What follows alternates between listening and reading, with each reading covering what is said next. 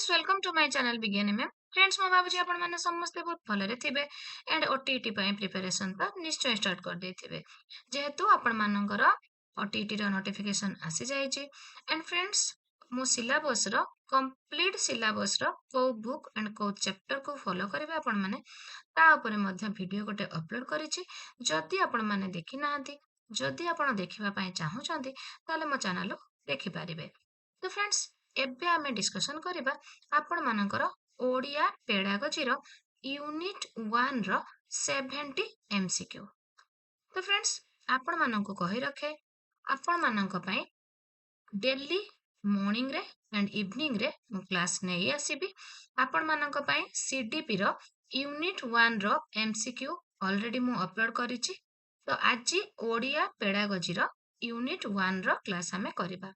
तो ओडिया पेडागोजी रे यूनिट 1 रो एटा होची पार्ट 1 मु आ गोटे पार्ट 2 करिकि आपण मानक पई नै आसीबी। तो यूनिट 1 रो आज 70 क्वेश्चन मु डिस्कशन करिबी एंड नेक्स्ट क्लास रे आउ 70 कि 100 पाखा पाखी क्वेश्चन हमें ओडिया पेडागोजी रो यूनिट 1 रो डिस्कशन करिबा। तो फ्रेंड्स जदि आपण मानको मोरे वीडियो गुडी भल लागुथाय लाइक शेयर कमेंट करबाकू आदौ भी भूलिबा नाही। चैनल नुआ थे जदि सब्सक्राइब करूछंती मोर प्रत्येक वीडियो आपण मानक पाखरे प्रथमे पहुंचीबा सहित ओटीटी क्वालिफाई करबाकू आपनको बहुत इजी हे जिवो। तो फ्रेंड्स ओडिया पेडागोजी रो जो थियोरी क्लास मु आपण मानक पई कमेंट रे पिन कर देबी। जेहेतु आपण थियोरी क्लास टा जो माने पढिबा को किछि जण चाहू छंती से मानक पई मु पिन कर देबी। आपण माने से थियोरी क्लास टी सेटू इजीली पाई जिवे एंड आपण मानक पई डिस्क्रिप्शन बॉक्स रे मध्य मु ओडिया पेडागोजी रो यूनिट 1 रो लिंक दे देबी। तो फ्रेंड्स एबे एमसीक्यू क्लास स्टार्ट करिबा। प्राथमिक स्तर रे केउ भाषा अत्यंत गुरुत्वपूर्ण। प्राथमिक स्तर कथा कहिचे फ्रेंड्स आपणकर मातृभाषा ओडिया भाषा मातृभूमि भाषा उत्कल भाषा। तो फ्रेंड्स आपणकर आंसर जोटा कि आपण माने प्राय जानि थिबे आपणकर मातृभाषा ही अधिक गुरुत्वपूर्ण। तो फ्रेंड्स देखिबा मातृभूमि और मातृभाषा प्रति ममता नथिबा व्यक्ति को कौन कहा जाए? अज्ञान मूर्ख निर्बोध जड़। तो आपणकर मातृभूमि मातृभाषार ममता जा हृदय जन्मी नाही ताकू जदि ज्ञानी गणरे गणिबा अज्ञान रहिबे काहे। तो मातृभूमि मातृभाषा प्रति ममता नथिबा व्यक्ति को आपणकर कौन कहा जाए? अज्ञान कहा जाए। देन देखिबा फ्रेंड्स मातृभूमि और मातृभाषा प्रति ममता नथिबा व्यक्ति को अज्ञान कहा जाए बोली किए कहिसंती? फकीर मोहन राधानाथ राय गंगाधर मेहर मधुसूदन दास। तो आपणकर ए जो कथाटी कहिसंती गंगाधर मेहर। नेक्स्ट क्वेश्चन को जिबा प्राथमिक विद्यालय रे प्रवेश कला बेले शिशुटीर केउ केउ दक्षतार किछि धारणा सृष्टि हेथाय। जेते बेले आपणकर पिलाटी विद्यालय को आसुचे सेते बेले ता पाखरे बहुत किछि नॉलेज से तार परिवार रु तार परिवेश रु अनुकरण द्वारा शिक्षा करिथाय। तो सेति पई कहा जाउची लिखन पठन ना पठन श्रवण श्रवण कथन ना कथन लिखन केउ दक्षता तार सृष्टि हेकि से आसी थाए। प्रथमे श्रवण ओ कथन दक्षतार किछि धारणा तार अनुकरण माध्यम रे सृष्टि हेथाए। कथन और लिखन को भाषार केउ पद्धति कहती? तो ये आपण मान गोटे कथा कही रखे फ्रेंड्स आपणकर इंग्लिश पेडागोजी क्लास रे मध्य मु आपण मानको कहिथिली आपणकर जो प्रोडक्टिव स्किल एंड रिसीप्टिव स्किल को स्किल द्वारा जो स्किल द्वारा आपण रिसीव करूचंती सेटा होची आपणकर रिसीप्टिव एंड आपण जो थरे प्रोडक्ट करूचन प्रोडक्शन करूचंती सेटा होची आपणकर प्रोडक्टिव। तो आपण रिसीव करूचंती कहा द्वारा आपण जत्ते बेले किछि सुनुचंती सेते बेले आपण नुआ कथा रिसीव करूचंती किंबा जत्ते बेले आपण किछि पढुचंती तो सेते बेले आपण रिसीव करूचंती। तो एटा होची आपणकर इंग्लिश रे रिसीव एंड ओडिया रे होची आपणकर ग्रहण पद्धति।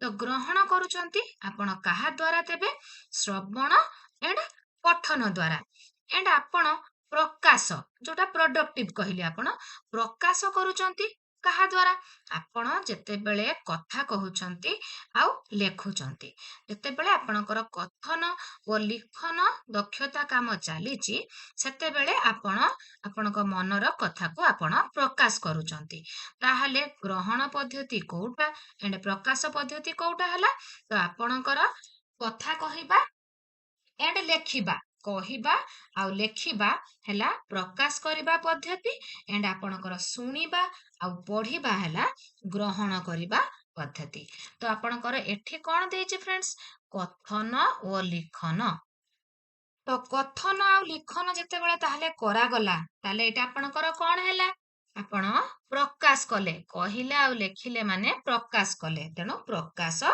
ପଦ୍ଧତି ଶ୍ରବଣ ଓ ପଠନକୁ ଭାଷାର କେଉଁ ପଦ୍ଧତି କୁହାଯାଏ ଗ୍ରହଣ ପଦ୍ଧତି ପ୍ରକାଶ ପଦ୍ଧତି ବିକାଶ ପଦ୍ଧତି ବିଚାର ପଦ୍ଧତି ଏବେ ବୁଝେଇକି ଗଲି କି ନାହିଁ ତ ଶ୍ରବଣ କରୁଛନ୍ତି ଏଣ୍ଡ ପଠନ କରୁଛନ୍ତି ତ ଆପଣ ନିଶ୍ଚୟ ଗ୍ରହଣ କରୁଛନ୍ତି କି ନାହିଁ ତ ଏଇଟା ହଉଛି ଆପଣଙ୍କର ହେଲା ଗ୍ରହଣ ପଦ୍ଧତି very very important question friends ଆପଣ ଆଦୌ ବି କନଫ୍ୟୁଜ ହେବେନି ଖାଲି ଏତିକି ଇଜିଲି ମନେ ରଖିବେ ମୁଁ ଆପଣମାନଙ୍କୁ ସବୁବେଳେ କହିଥାଏ ବହି ଭାଷାକୁ ଅଧିକ ଗୁରୁତ୍ୱ ଦିଅନ୍ତୁ କି ନାହିଁ ସବୁବେଳେ ନିଜ ଘର ଭାଷା ଏଣ୍ଡ ଆମ ନିଜ ଭାଷାରେ ଆମେ ବୁଝିବା ଯାହାକି ଆମକୁ ଏକ୍ଜାମ ରେ କରିବାକୁ ଇଜି ହବ ତ କହୁଛନ୍ତି ଏଣ୍ଡ ଲେଖୁଛନ୍ତି ତା ମାନେ କଣ ଆପଣ କହିଲେ କି ଲେଖିଲେ ମାନେ ଆପଣଙ୍କ ମନର ଭାବକୁ ଆପଣ ପ୍ରକାଶ କଲେ କି ନାହିଁ ତ କଥନ ଲିଖନ ହେଇଗଲା ଆପଣଙ୍କର ପ୍ରକାଶ ପଦ୍ଧତି ଶୁଣୁଛନ୍ତି ଆଉ ପଢୁଛନ୍ତି ମାନେ ତାହେଲେ ଆପଣ କିଛି ଗ୍ରହଣ କରୁଛନ୍ତି କି ନାହିଁ ତ ସେଇଟା ହେଇଗଲା ଆପଣଙ୍କର ଶ୍ରବଣ ଓ ପଠନ ହେଇଗଲା ଆପଣଙ୍କର ଗ୍ରହଣ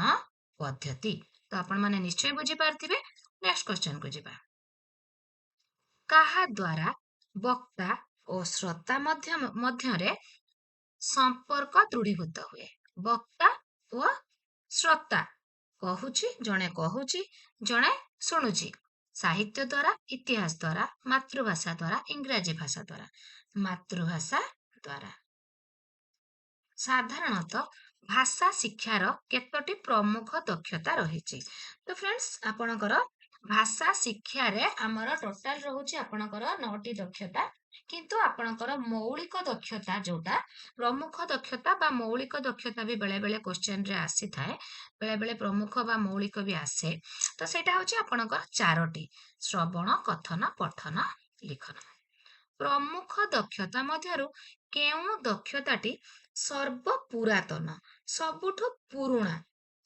ପୁରୁଣା ଲିଖନ ଶ୍ରବଣ କଥନ ପଠନ ସର୍ବ ପୁରାତନ କହୁଛି ଫ୍ରେଣ୍ଡସ୍ ଆପଣଙ୍କର ଶ୍ରବଣ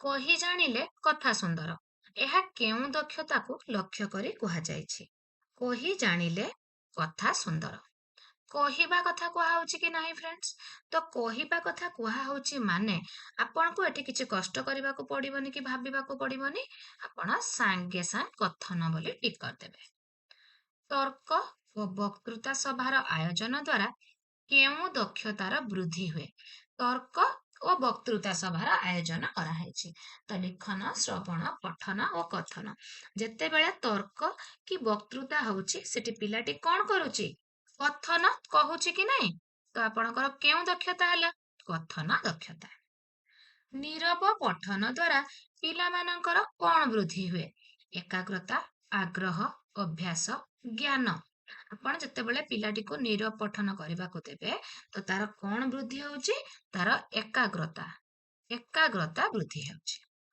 ଭାଷା ଶିକ୍ଷାର ଚତୁର୍ଥ ଉଦ୍ଦେଶ୍ୟଟି କଣ ଚତୁର୍ଥ ଆପଣଙ୍କୁ ଯୋଉ ମୁଁ ଟିକେ ଆଗରୁ କହିଲି ଶ୍ରବଣ କଥନ ପଠନ ଲିଖନ ତ ଆପଣ ସିରିଏଲି ମନେ ରଖିବେ ପ୍ରଥମ ଦ୍ୱିତୀୟ ତୃତୀୟ ଚତୁର୍ଥ କରି ମନେ ରଖିବେ ତ ଚତୁର୍ଥ ଉଦ୍ଦେଶ୍ୟ ଶ୍ରବଣ ଲିଖନ ପଠନ କଥନ ତ ଆପଣଙ୍କର କଣ ଆନ୍ସର ହେଇଗଲା ଲାଷ୍ଟରେ କିଏ ରହିଲା ଲିଖନ ଶ୍ରୁତ ଲିଖନ ଅଭ୍ୟାସ ସରଳାର୍ଥ ଲେଖିବା ନିଜ ଅନୁଭୂତିକୁ ଲେଖିବା ଦ୍ୱାରା କେଉଁ ଦକ୍ଷତାର ବୃଦ୍ଧି ହୁଏ ଶ୍ରୁତ ଲିଖନ କରୁଛି ସରଳାର୍ଥ ଲେଖୁଛି ନିଜ ଅନୁଭୂତିକୁ ଲେଖୁଛି ସବୁଥିରେ ଫ୍ରେଣ୍ଡସ୍ ଆପଣଙ୍କର ଲିଖନ କାମ ହେଉଛି ତ ଆପଣଙ୍କର କେଉଁ ଦକ୍ଷତା ତାହେଲେ ବୃଦ୍ଧି ହଉଛି ଲିଖନ ଦକ୍ଷତା କେଉଁ ଶାସ୍ତ୍ରରେ ଜ୍ଞାନ ଅର୍ଜନ କରିବା ଦ୍ୱାରା ଶିଶୁଟିର କଥନ ଓ ଲିଖନ ତ୍ରୁଟି ଶୂନ୍ୟ ହୁଏ କେଉଁ ଶାସ୍ତ୍ରରେ ଯେତେବେଳେ ପିଲାଟି ଜ୍ଞାନ ଅର୍ଜନ କରିଛି ସେତେବେଳେ ତାର କଥା କହିବା କିମ୍ବା ଲେଖିବା ତାର ହଉଛି ତ୍ରୁଟି ଶୂନ୍ୟ ହଉଛି, ତାର ଆଉ କିଛି ଭୁଲ ରହୁ ନାହିଁ। ତ ଆମର ଯୋଉ କହିବାର ଶୈଳୀ ହେଲା କି ଲେଖିବାର ଶୈଳୀ ହେଲା, ତ ତାକୁ ମାର୍ଜିତ କିଏ କରିଥାଏ? କିଏ ତାକୁ ମାର୍ଜିତ କରେ କୁହନ୍ତୁ ତ?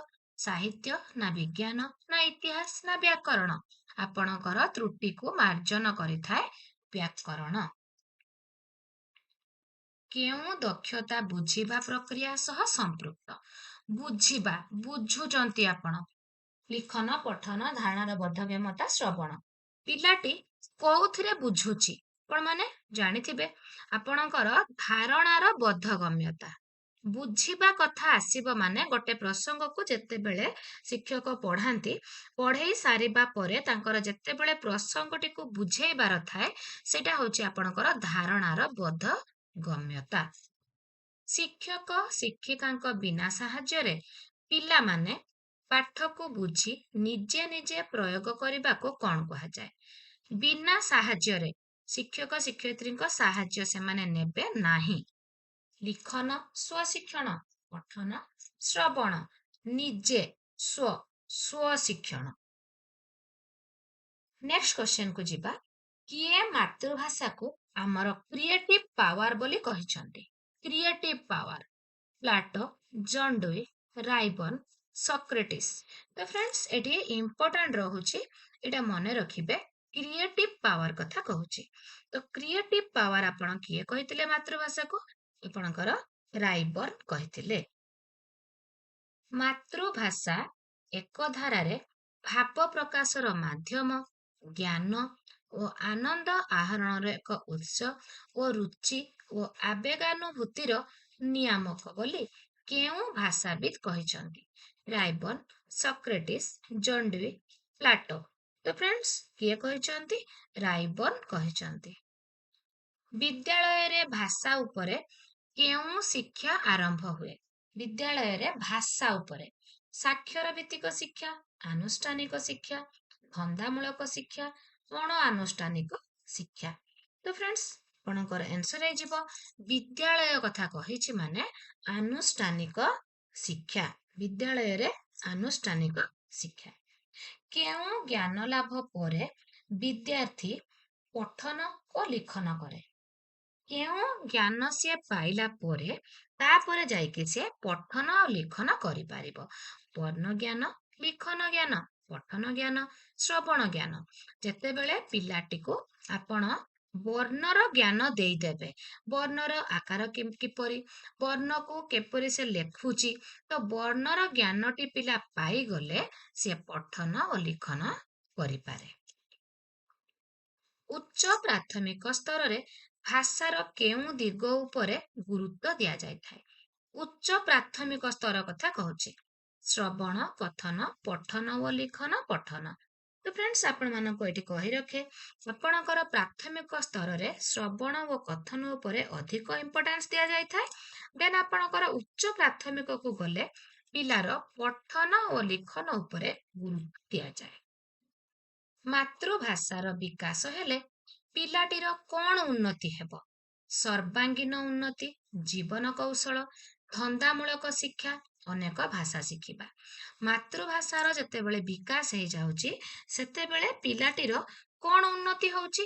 ସବୁ ପ୍ରକାର ଉନ୍ନତି ହେଇପାରୁଛି, ସର୍ବାଙ୍ଗୀନ ଉନ୍ନତି। କେଉଁଟି ଭାଷାର ବିଭାଗ ନୁହେଁ? ବ୍ୟାକରଣ, ପତ୍ର ଲିଖନ, ଗଣିତ କଷା, ପଦ୍ୟ। ତ ଫ୍ରେଣ୍ଡସ୍ ଆପଣଙ୍କର ଆନ୍ସର କୋଉଟା ହେଇଗଲା? ଆପଣଙ୍କର ଆନ୍ସର ହେଇଗଲା ବ୍ୟାକରଣ, ପତ୍ର ଲିଖନ ଆଉ ପଦ୍ୟ ସବୁଗୁଡିକ ଭାଷାର ବିଭାଗ କି ନୁହେଁ? ନିଶ୍ଚୟ, ଏ ବି ଡି ସବୁଗୁଡିକ ଭାଷାର ବିଭାଗ। ଏଠି ନୁହେଁ କହିଛି, ତ ଆପଣଙ୍କର ଆନ୍ସର ହେଇଯିବ ଗଣିତ କଷା। ଦେନ୍ ଦେଖିବା ଫ୍ରେଣ୍ଡସ୍, ଜ୍ଞାନ ରାଜ୍ୟର ଦ୍ୱାର ବୋଲି କାହାକୁ କହନ୍ତି? ଜ୍ଞାନ ରାଜ୍ୟର ଦ୍ୱାର। ଜ୍ଞାନକୁ ପ୍ରବେଶ କରିବା ପାଇଁ ପୁସ୍ତକ, କମ୍ପ୍ୟୁଟର, ପରୀକ୍ଷା, ଭାଷା। ଜ୍ଞାନ ରାଜ୍ୟର ଦ୍ୱାର ବୋଲି କାହାକୁ କହନ୍ତି? ଆପଣଙ୍କର ପୁସ୍ତକ, କମ୍ପ୍ୟୁଟର, ପରୀକ୍ଷା, ଭାଷା। ପୁସ୍ତକ। ଭାଷାର କେତୋଟି ଦକ୍ଷତା ରହିଛି? ଭାଷାର 2ଟି, 4ଟି, 9ଟି, 6ଟି। ଭାଷାର 9ଟି ଦକ୍ଷତା ରହିଛି। କାହାକୁ ଆଦି ଭାଷା କୁହନ୍ତି? ହିନ୍ଦୀ, ସଂସ୍କୃତ, ଓଡ଼ିଆ, ପାଲି। ଆଦି ଭାଷା ହଉଛି ଫ୍ରେଣ୍ଡସ୍ ଆମର ସଂସ୍କୃତ। ସରଳ ଓ ମନଛୁଆଁ ପଦ୍ୟ ପ୍ରତି ଶିଶୁମାନଙ୍କୁ ଆକୃଷ୍ଟ କଲେ ସେମାନଙ୍କର କେଉଁ ଦକ୍ଷତା ବୃଦ୍ଧି ପାଏ? ସରଳ ଓ ମନଛୁଆଁ ପଦ୍ୟ ପ୍ରତି ଗାୟନ, ପଠନ, ଶ୍ରବଣ, ଲିଖନ। ତ ଆପଣଙ୍କର ଶ୍ରବଣ। ତ ଫ୍ରେଣ୍ଡସ୍ ଶିଶୁମାନଙ୍କୁ ବିଭିନ୍ନ ପ୍ରଶ୍ନ କଲେ କେଉଁ ଦକ୍ଷତା ବଢେ? ଯେତେବେଳେ ଆପଣ ପିଲାକୁ ବିଭିନ୍ନ ପ୍ରକାର ପ୍ରଶ୍ନ ପଚାରୁଛନ୍ତି, ଆପଣ ପଚାରୁଛନ୍ତି ମାନେ ପିଲାଟି ନିଶ୍ଚୟ ଉତ୍ତର ଦଉଛି କି ନାହିଁ? ତ ଆପଣ ପଚାରିଲେ ପିଲାଟି କହିଲା, ତ ଆପଣଙ୍କର କଣ ଆନ୍ସର ହେଇଗଲା? ଦକ୍ଷତା ପିଲାର କଣ ବଢିଗଲା? କଥନ ଦକ୍ଷତା। କେଉଁଟି ଭାଷା ଶିକ୍ଷାର ନିୟମ ଅଟେ? ଅକ୍ଷର ଗୁଡ଼ିକୁ ପ୍ରଥମରୁ ଲେଖି ଶିଖାଇବା, ଭାଷାକୁ ଭାଙ୍ଗି ଭାଙ୍ଗି ଶିଖାଇବା ଉଚିତ, ଭାଷା ସାମଗ୍ରିକ ଭାବେ ଶିଖା ଯାଇଥାଏ, ସ୍ୱାଭାବିକ ଭାବେ ଭାଷାକୁ ନ ଶିଖାଇ ଭାଙ୍ଗି ଭାଙ୍ଗି ଶିଖାଇବା ଉଚିତ। ତ ଫ୍ରେଣ୍ଡସ୍ ଆପଣଙ୍କର ଭାଷା ସାମଗ୍ରିକ ଭାବେ ଶିଖା ଯାଇଥାଏ। ଜାତୀୟ ପାଠ୍ୟକ୍ରମ ଆଧାର କେବେ ପ୍ରଚଳନ କରାଯାଇଥିଲା? National curriculum framework NCF. NCF ପ୍ରଚଳନ କରାଯାଇଥିଲା ଆପଣଙ୍କର କେବେ? 2005ରେ। ତ ସବୁବେଳେ ମୁଁ ଆପଣମାନଙ୍କୁ କହିଥାଏ, ଓଡ଼ିଆ ହେଲା କି ଇଂଲିଶ ହେଲା, ଏନସିଏଫ ସହିତ ଆପଣ ଏସସିଏଫ ମଧ୍ୟ ମନେ ରଖିବେ, ଷ୍ଟେଟ କରିକୁଲମ ଫ୍ରେମୱାର୍କ ବା ରାଜ୍ୟ ପାଠ୍ୟକ୍ରମ ଆଧାର। ତ ରାଜ୍ୟ ପାଠ୍ୟକ୍ରମ ଆଧାର କେବେ ପ୍ରଚଳନ କରାଯାଇଛି ଆପଣଙ୍କର? 2005, 2007, 2004, 2006। ତ ଆପଣଙ୍କର ଆନ୍ସର ହେଇଗଲା 2007। ଏନସିଏଫ 2005 and ଏସସିଏଫ ହେଉଛି 2007। କେଉଁଟି ଏନସିଏଫ 2005ରେ ରହିଛି? ଭାଷା ଶିକ୍ଷା କେବଳ ପାଠ୍ୟପୁସ୍ତକ ନେଇ କରାଯିବ। ଭାଷା ଶିକ୍ଷା ବେଳେ ଶିକ୍ଷକ ତାଙ୍କ ଭାଷାରେ ପଢ଼ାଇବେ। ଭାଷା ଶିକ୍ଷା କେବଳ ପାଠ୍ୟପୁସ୍ତକ ମଧ୍ୟରେ ସୀମିତ ନୁହେଁ। ଭାଷା ଶିକ୍ଷା ବେଳେ ଅଭିଜ୍ଞତା ଉପରେ ଶ୍ରେଣୀରେ ଗୁରୁତ୍ୱ ଦିଆଯିବ ନାହିଁ। ତ ଫ୍ରେଣ୍ଡସ୍ ଆପଣଙ୍କର ଭାଷା ଶିକ୍ଷା କେବଳ ପାଠ୍ୟପୁସ୍ତକ ମଧ୍ୟରେ ସୀମିତ ନୁହେଁ। ଏଟା ହଉଛି ଏନସିଏଫ ରେ ରହିଛି। ଦେନ୍ ଦେଖିବା ଫ୍ରେଣ୍ଡସ୍ ନେକ୍ସଟ କ୍ୱେଶ୍ଚନ, କବିତା ଶିକ୍ଷାର ମୁଖ୍ୟ ଉଦ୍ଦେଶ୍ୟ କଣ? ଭାବନା ଗୁଡ଼ିକ ଅନୁଭୂତି ରହିତ ହେବା, ଆନନ୍ଦର ସଞ୍ଚାର କରିବା, ଭାବନାର ଅନୁଭବ କରିବା, ଉପରୋକ୍ତ ମଧ୍ୟରୁ କୌଣସିଟି ନୁହେଁ। ଏଠି ଆପଣଙ୍କର ପ୍ରିଣ୍ଟିଂ ମିଷ୍ଟେକ୍ ହେଇଛି, ଉପରୋକ୍ତ ମଧ୍ୟରୁ କୌଣସିଟି ନୁହେଁ। ତ କବିତା ଶିକ୍ଷାଦାନର ମୁଖ୍ୟ ଉଦ୍ଦେଶ୍ୟ ଆନନ୍ଦର ସଞ୍ଚାର କରିବା। ପିଲାମାନେ ଗୀତ ଗାଇକି ଆନନ୍ଦ ପାଆନ୍ତି କି ନାହିଁ? ନିମ୍ନ ପ୍ରାଥମିକ ସ୍ତରରେ ପଠନ କରାଯାଇଥିବା ଭାଷାଟି କଣ? ରାଷ୍ଟ୍ରୀୟ ଭାଷା, ମାତୃଭାଷା, ଆଧୁନିକ ଭାଷା, ବିଦେଶୀ ଭାଷା। ନିମ୍ନ ପ୍ରାଥମିକ ସ୍ତର କଥା କହୁଛି। ତ ନିମ୍ନ ପ୍ରାଥମିକ ସ୍ତର ମାନେ ଆପଣଙ୍କର ହେଲା ମାତୃଭାଷା। କେଉଁଟିକୁ ମାତୃଭାଷା କୁହାଯାଏ? ଘରେ ବ୍ୟବହାର କରାଯାଉଥିବା ଭାଷା, ଯେଉଁ ଭାଷାର ଲିପି ବା ଅକ୍ଷର ଅଛି, ବିଦ୍ୟାଳୟରେ ବ୍ୟବହୃତ ଭାଷା, ପଡ଼ୋଶୀ ରାଜ୍ୟରେ ବ୍ୟବହାର କରାଯାଉଥିବା ଭାଷା। ତ ଫ୍ରେଣ୍ଡସ୍ ଆପଣଙ୍କର ଘରେ ବ୍ୟବହାର କରାଯାଉଥିବା ଭାଷାଟି ହେଉଛି ଆପଣଙ୍କର ପିଲାମାନଙ୍କର ମାତୃଭାଷା। କେଉଁଟି ଭାଷାର ବିଭାଗ ନୁହେଁ? ଭାଷାର ନୁହେଁ କହିଲା। ଗଦ୍ୟ, ପଦ୍ୟ, ବ୍ୟାକରଣ ଏଗୁଡିକ ଭାଷାର ବିଭାଗ, କିନ୍ତୁ ପରୀକ୍ଷଣଟି ନୁହେଁ। ନିମ୍ନୋକ୍ତ କେଉଁଟି ଶ୍ରବଣ ଦକ୍ଷତାର ଏକ କାର୍ଯ୍ୟ? ହସ୍ତାକ୍ଷର ଲେଖିବା, ବଡ଼ ପାଟିରେ ପଢିବା, ବହି ଦେଖି ଦେଖି ଲେଖିବା, ଗପ ଶୁଣି ଗପ ସମ୍ପର୍କିତ ପ୍ରଶ୍ନର ଉତ୍ତର ଦେବା। ତ ଶ୍ରବଣ ଦକ୍ଷତାର ଗୋଟେ କାର୍ଯ୍ୟ, ଶ୍ରବଣ କାର୍ଯ୍ୟ ହେଉଥିବ। ହସ୍ତାକ୍ଷର ଲେଖୁଛି, ତାହେଲେ ଏଠି କଣ ହଉଛି? ଲିଖନ କାର୍ଯ୍ୟ ହଉଛି। ବଡ଼ ପାଟିରେ ପଢୁଛି, ତ ଏଠି ଆପଣଙ୍କର ପଠନ ଦକ୍ଷତା। ବହି ଦେଖି ଦେଖି ଲେଖିବା, ଲିଖନ ଦକ୍ଷତା। ତ ଶ୍ରବଣ କୋଉଠି ହଉଛି? ନା ଗପ ଶୁଣି ଗପ ସମ୍ପର୍କିତ ପ୍ରଶ୍ନର ଉତ୍ତର ଦେବା। ତ ଗପ ଶୁଣିକି ଉତ୍ତର ଦଉଛି ମାନେ ତ ନିହାତି ପ୍ରଥମେ ତାର ଶ୍ରବଣ ଦକ୍ଷତାର କାର୍ଯ୍ୟ ହଉଛି କି ନାଇଁ? ତ ଏଠି ଆନ୍ସର ହେଇଗଲା ଡି। ପିଲାକୁ ଭାଷା ଶିକ୍ଷଣ ପୂର୍ବରୁ ଆମେ ଶିକ୍ଷକ ହିସାବରେ କଣ ଜାଣିବା ଉଚିତ?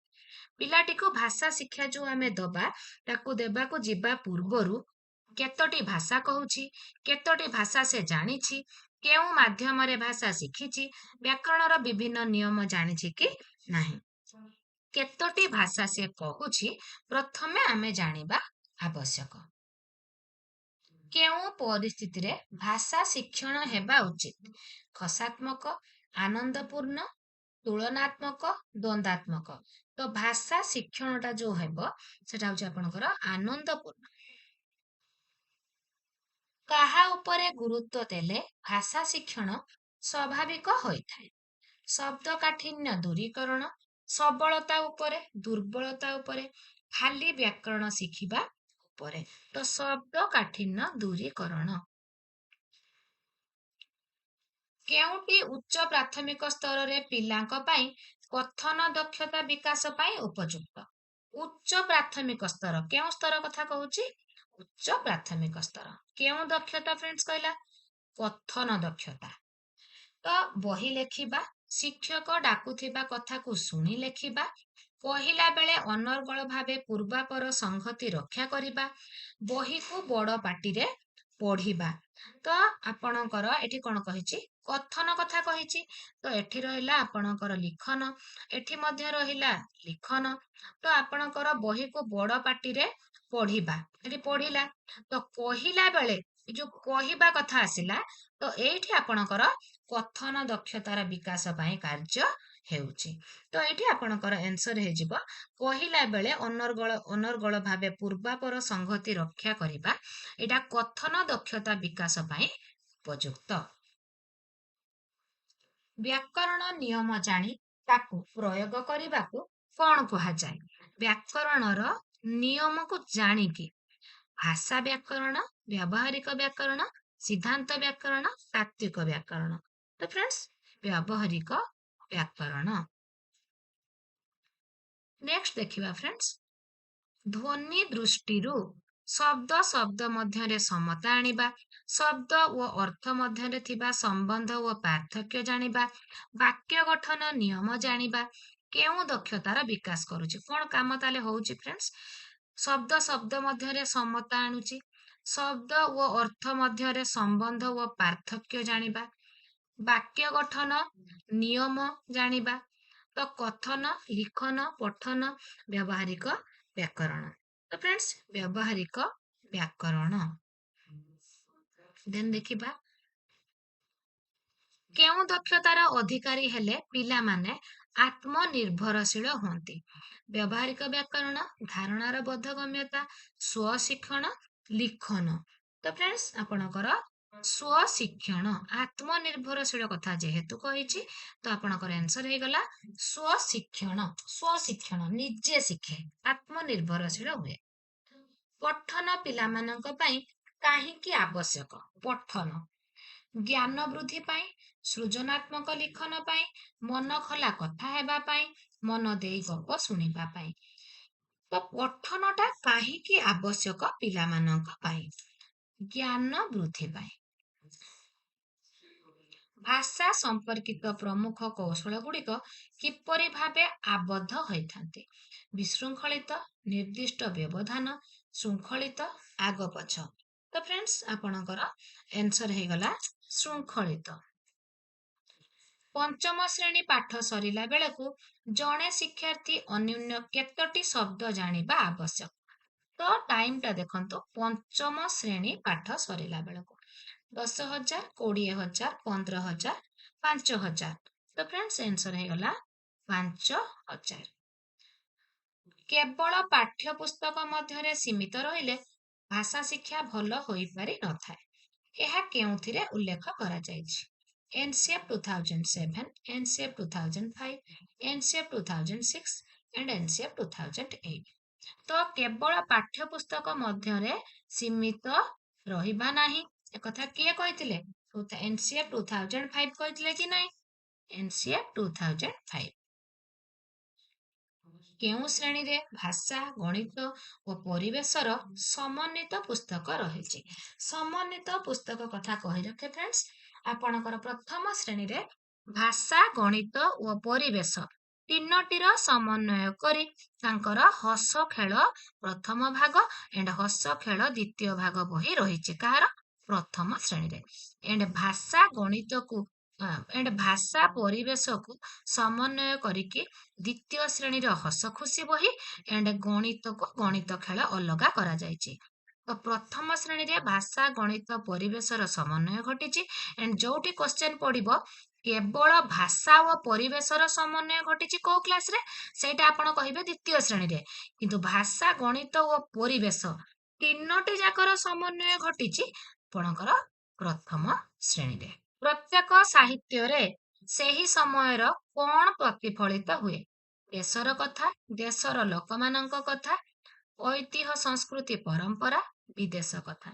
ତ ପ୍ରତ୍ୟେକ ସାହିତ୍ୟରେ ଐତିହ୍ୟ ସଂସ୍କୃତି ପରମ୍ପରା ମାତୃଭାଷା ମାଧ୍ୟମରେ କଣ ନିହାତି ଶିଖାଇବା ଉଚିତ? ଦେଶ ବିଦେଶର କଥା, ମାନବିକ ଗୁଣାବଳୀ ଓ ମୂଲ୍ୟବୋଧ, ଦେଶର ପୁରାଣ କଥା, ଧର୍ମ କଥା। ତ ଫ୍ରେଣ୍ଡସ୍ ଆପଣଙ୍କର ଆନ୍ସର ହେଇଗଲା ମାନବିକ ଗୁଣାବଳୀ ଓ ମୂଲ୍ୟବୋଧ। ପ୍ରଥମେ ଶିଶୁର ଲିଖନ ଉପରେ ଗୁରୁତ୍ୱ ନ ଦେଇ କାହା ଉପରେ ଗୁରୁତ୍ୱ ଦେବା ଉଚିତ? ପ୍ରଥମେ ଆପଣ ସାଙ୍ଗେ ସାଙ୍ଗେ ପିଲାକୁ ଲିଖନ କରିବାକୁ ବାଧ୍ୟ କରିବେ ନାହିଁ। ତ କାହା ଉପରେ ପ୍ରଥମେ ଗୁରୁତ୍ୱ ଦେବେ? ବ୍ୟବହାରିକ ବ୍ୟାକରଣ, ଶବ୍ଦ ଭଣ୍ଡାର ବୃଦ୍ଧି, ମୌଖିକ ସୃଜନଶୀଳତା ବିକାଶ। ତ ଲିଖନ ଉପରେ ପ୍ରଥମେ ଗୁରୁତ୍ୱ ନ ଦେଇ ପ୍ରଥମେ ପିଲାର ମୌଖିକ ଦକ୍ଷତା ଉପରେ ଗୁରୁତ୍ୱ ଦେବା ଉଚିତ। କେଉଁ ଦକ୍ଷତାକୁ ଭାଷା ଶିକ୍ଷାର ଚତୁର୍ଥ ସ୍ତମ୍ଭ ବୋଲି କୁହାଯାଏ? ଭାଷା ଶିକ୍ଷାର ଚତୁର୍ଥ ସ୍ତମ୍ଭ ଏବେ କହିଥିଲି କି ନାଇଁ ଶ୍ରବଣ, କଥନ, ପଠନ ଓ ଲିଖନ। ତ ଚତୁର୍ଥ ସ୍ତମ୍ଭ କୋଉଟା ହେଲା? ଲିଖନ, କଥନ, ଶ୍ରବଣ, ପଠନ। ଆମର ଆନ୍ସର ହେଇଗଲା ଲିଖନ। ଚାରୋଟି ମୁଖ୍ୟ ଦକ୍ଷତା ମଧ୍ୟରୁ କେଉଁ ଦକ୍ଷତାଟି ଅଧିକ ଜଟିଳ? କଥନ, ଶ୍ରବଣ, ଲିଖନ ଓ ପଠନ। ତ ଆପଣଙ୍କର ସବୁଠୁ ଜଟିଳ ପିଲାମାନଙ୍କୁ ଶ୍ରବଣ, କଥନ, ପଠନ ଠାରୁ ଅଧିକ ଜଟିଳ ହେଇଥାଏ ଲିଖନ। ଉଚିତ ସ୍ଥାନରେ ଉଚିତ ଭାଷାର ବ୍ୟବହାର କେଉଁ ଦକ୍ଷତା ଅନ୍ତର୍ଗତ? କଥନ, ଲିଖନ, ଶ୍ରବଣ, ଭାଷାର ବ୍ୟବହାର। ତ ଉଚିତ ସ୍ଥାନରେ ଉଚିତ ଭାଷାର ବ୍ୟବହାର। ତ ଏଇଟା ହଉଛି ଆପଣଙ୍କର ହେଇଯିବ ଭାଷାର ବ୍ୟବହାର ଦକ୍ଷତା। କେଉଁ ମସିହାରେ ଜାତୀୟ ଶିକ୍ଷାନୀତି ପ୍ରଚଳନ କରାଯାଇଥିଲା? ଜାତୀୟ ଶିକ୍ଷାନୀତି। ତ ଫ୍ରେଣ୍ଡସ୍ ଜାତୀୟ ଶିକ୍ଷାନୀତି ଉପରେ ମୁଁ ଗୋଟେ separate theory class already upload କରିସାରିଛି। ତ ଆପଣମାନେ ଯୋଉମାନେ ବି ଦେଖିବାକୁ ଚାହୁଁଛନ୍ତି ମତେ କମେଣ୍ଟ କଲେ ମୁଁ ସାଙ୍ଗେ ସାଙ୍ଗେ ଆପଣଙ୍କୁ ଲିଙ୍କ ଦେଇଦେବି। ତ ଆପଣଙ୍କର ଜାତୀୟ ଶିକ୍ଷାନୀତି 1993, 2005, 1986, 1985। ତ ଆପଣଙ୍କର ଆନ୍ସର ହେଇଗଲା 1986। ପ୍ରାଥମିକ ସ୍ତରରେ କାହା ଦ୍ୱାରା ଅନ୍ୟ ବିଷୟର ପାଠ ଅର୍ଥପୂର୍ଣ୍ଣ ହେଇଥାଏ? କାହା ଦ୍ୱାରା ଅନ୍ୟ ବିଷୟର ପାଠ? ଗୋଟିଏ ପିଲା ଇଂରାଜୀ ହେଲା କି ହିନ୍ଦୀ ହେଲା କି ଯୋଉ ବି ବିଷୟ ସିଏ ପଢିବ ତା ପାଇଁ ସେଟା ଅର୍ଥପୂର୍ଣ୍ଣ କେତେବେଳେ ହବ ନା ଯେତେବେଳେ ପିଲାଟି ପ୍ରତି ବିଷୟକୁ ସେ ହିନ୍ଦୀ, ଇଂରାଜୀ ହଉ କି ବଙ୍ଗଳା ହଉ କି ଆପଣଙ୍କର ଯୋଉ ଭାଷା ବି ହଉ କିମ୍ବା ଯୋଉ ବିଷୟ ବି ହଉ ଯଦି ସିଏ ନିଜ ମାତୃଭାଷାରେ ବୁଝିଥାଏ ତାହେଲେ ଯାଇକି ବିଷୟଟି ତା ପାଇଁ ଅର୍ଥପୂର୍ଣ୍ଣ ହୋଇଥାଏ। ତ ସେଥିପାଇଁ ଆପଣଙ୍କର ଆନ୍ସର ହେଇଗଲା ମାତୃଭାଷା। କେଉଁ ସ୍ତର ଶିଶୁର ଶିକ୍ଷା ପାଇଁ ପ୍ରକୃଷ୍ଟ କ୍ଷେତ୍ର? ପ୍ରାଥମିକ, ଉଚ୍ଚ ପ୍ରାଥମିକ, ମାଧ୍ୟମିକ, ଉଚ୍ଚ ମାଧ୍ୟମିକ। ତ ଶିଶୁର ଶିକ୍ଷା ପାଇଁ ତ କୋଉଟା ତା ପାଇଁ ସବୁଠୁ ଅଧିକ ପ୍ରକୃଷ୍ଟ କ୍ଷେତ୍ର ହେଇଥାଏ? ତ ଫ୍ରେଣ୍ଡସ୍ ଆପଣଙ୍କର ପ୍ରାଥମିକ ଯୋଉଟା କି ତାର ଫଣ୍ଡାମେଣ୍ଟାଲଟା କ୍ଲିୟର ହେଇଥାଏ, ତାର ଫାଉଣ୍ଡେସନ ଷ୍ଟେଜଟା ହେଇଥାଏ ସେଟା। ଶିକ୍ଷାର୍ଥୀକୁ ଛନ୍ଦ, ଧ୍ୱନି, ଅଳଙ୍କାର ଭାଷାର କେଉଁ ବିଭାଗରେ ଶିକ୍ଷା ଦିଆଯାଏ? ଭାଷାର ଯୋଉ ଛନ୍ଦ, ଧ୍ୱନି, ଅଳଙ୍କାର, ଗଦ୍ୟ, ପଦ୍ୟ, ନାଟକ, ରଚନା, ଲିଖନ। ତ ଫ୍ରେଣ୍ଡସ୍ ପଦ୍ୟରେ ଛନ୍ଦ, ଧ୍ୱନି, ଅଳଙ୍କାର। କେଉଁ ଶାସ୍ତ୍ରର ଜ୍ଞାନ ଛାତ୍ରଛାତ୍ରୀଙ୍କ କଥନ ଓ ଲିଖନକୁ ତ୍ରୁଟି ଶୂନ୍ୟ କରେ?